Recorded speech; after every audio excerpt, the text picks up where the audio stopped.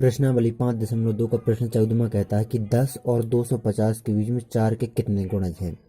तो हमें यहाँ पर इस प्रश्न में ये ज्ञात करना है कि 10 से लेकर के 250 तक इसके बीच में 4 के कितने गुणज हैं। तो गुणज का मतलब होता है कि 4 से कितने विभाजित हैं। तो यहाँ पर 4 के कितने गुणज कहा है, तो 4 से विभाजित होने वाली संख्याएं जो 10 से लेकर 250 के बीच में है वो कितनी है, ये हमें ज्ञात करना है। तो यहाँ पर 10 से यहाँ पर प्रारंभ करना है। तो 10 तो 4 से विभाजित होता नहीं है, तो पहला होता है 12। 12 के बाद 4 और जोड़ देंगे उसमें, तो 16 विभाजित होता है, 20 विभाजित होता है, 24 विभाजित होता है, 28। इस प्रकार बढ़ती जाएंगी, यहाँ पर विभाजित होती जाएंगी संख्या 4 4 के अंतर से। और 250 तक, तो 250 तो 4 से विभाजित नहीं होता है। अंतिम होता है 248। तो यहाँ पर श्रेणी इस प्रकार बन जाएगी 12, 16, 20, 24, 28 और अंतिम है 248, जो कि 250 तो विभाजित होता ही है। तो यहाँ पर हम यहाँ पर सर्वप्रथम मान लेते हैं, चूँकि सारणी तो इस प्रकार बन जाएगी यहाँ पर जो श्रेणी है। तो यहाँ पर हम सर्वप्रथम मान लेते हैं माना 4 के n गुणज। तो यहाँ पर हमने मान लिया 4 के n गुणज हैं। अब यहाँ पर गुणज तो हमने मान लिया कि n है। तो यहाँ पर अब फॉर्मूला वही फॉर्मूला लग जाएगा व्यापक पद वाला। तो व्यापक पद ए एन बराबर हो जाएगा formula a plus n minus 1 into D.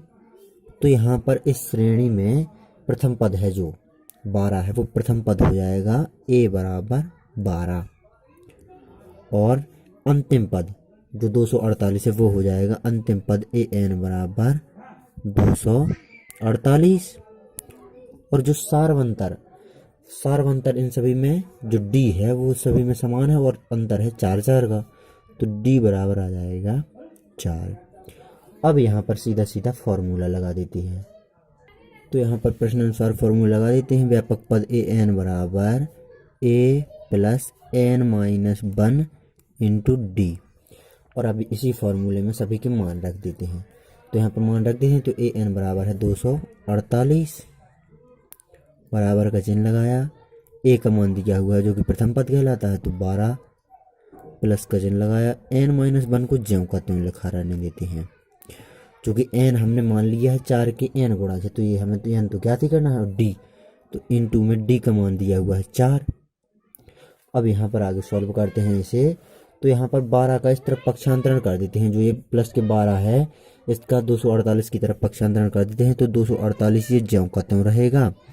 और जो प्लस के 12 बराबर के इस तरफ आएंगे तो माइनस के 12 हो जाएंगे, और बराबर में इस तरफ बचेंगे n माइनस 1 इंटू में 4, क्योंकि यहाँ पर 12 तो इस तरफ आ ही चुके हैं।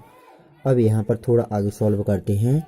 तो 248 में से 12 को घटा देंगे तो यहाँ बचेंगे 236, और जो ये 4 गुणा में हैं वो बराबर के इस तरफ ले आते हैं तो भाग में आ जाएंगे 4, इस तरफ बराबर के बचेंगे n माइनस 1, चूँकि 4 का तो पक्षांतरण ही हमने इस तरफ कर दिया है।